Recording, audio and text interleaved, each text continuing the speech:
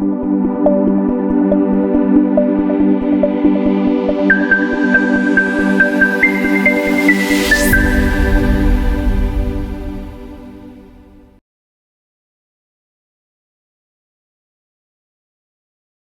saúdo os irmãos com a paz do Senhor.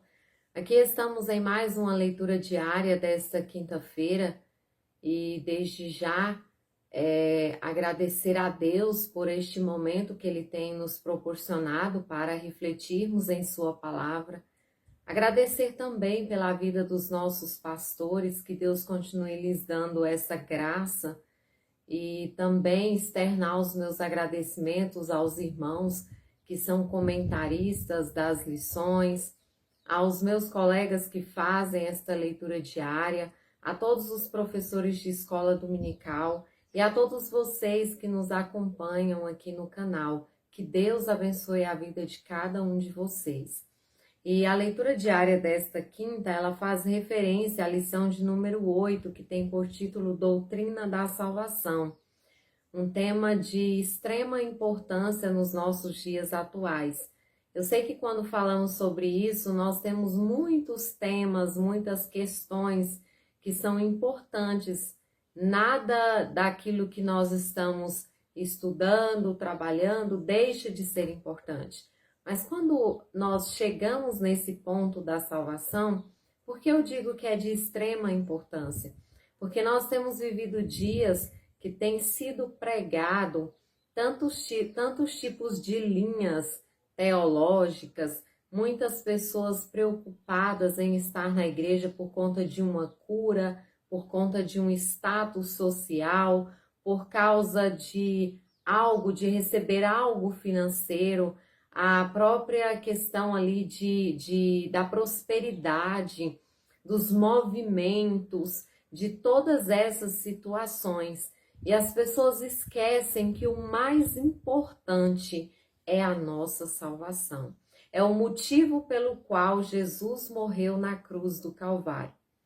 A sua entrega ali não foi para que eu recebesse uma bênção financeira, não foi para que eu recebesse uma cura, não foi para que eu recebesse, de repente, um milagre pelo qual eu tanto almejo, mas foi para que a minha alma recebesse a salvação, para que eu recebesse a oportunidade de salvação, de ser redimida dos meus pecados, ao aceitar e viver este evangelho. A leitura de quinta-feira está em Lucas, no capítulo 1, no versículo 69, que diz assim: E nos levantou uma salvação poderosa na casa de Davi, seu servo.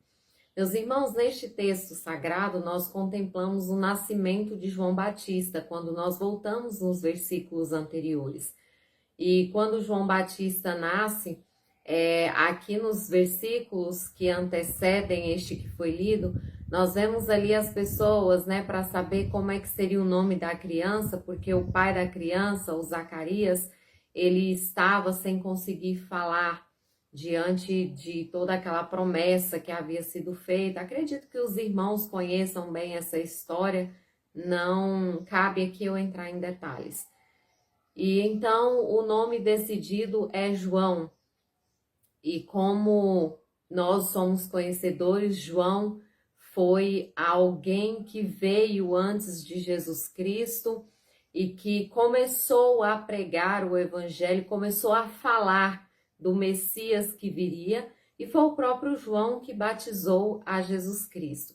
Mas dentro deste texto sagrado nós temos Zacarias voltando a falar, e ele começa a profetizar e profetizar sobre a vinda de Jesus Cristo, sobre a vinda do Messias, sobre a salvação que ele iria trazer para a humanidade, para o povo que estava disperso, sedento, que estava ali desligado, vamos dizer assim, pela barreira que se chama pecado.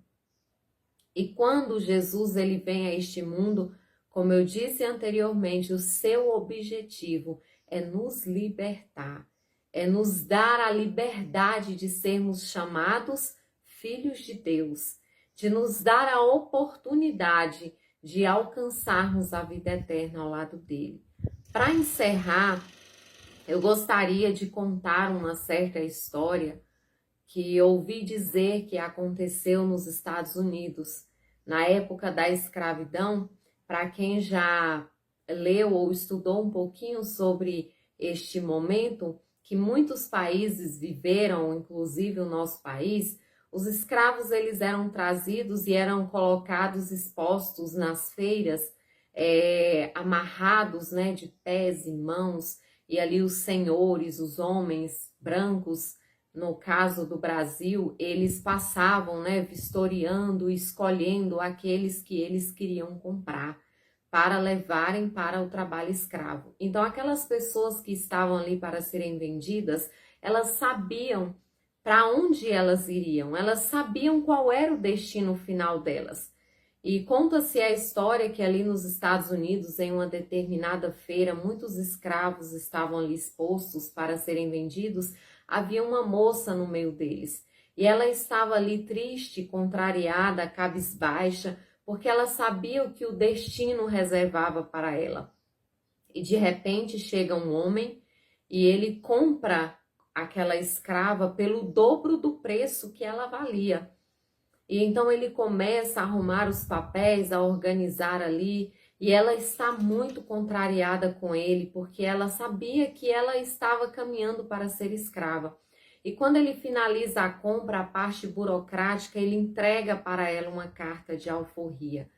E ela começa a chorar e dizer: mas como assim? O Senhor me comprou, pagou um preço para me dar a liberdade, para que eu possa ser livre, eu não sou mais escrava. Isso aqui é uma ilustração do que Jesus Cristo fez por nós. Jesus, ele se despiu da sua glória. Deus enviou o seu único filho para morrer por este mundo, por amor de cada um de nós, para que nós não fôssemos condenados, mas que nós alcançássemos a vida eterna. E Jesus, ao morrer ali naquela cruz, é como se ele estivesse pagando aquele preço tão alto que aquele homem pagou por aquela jovem.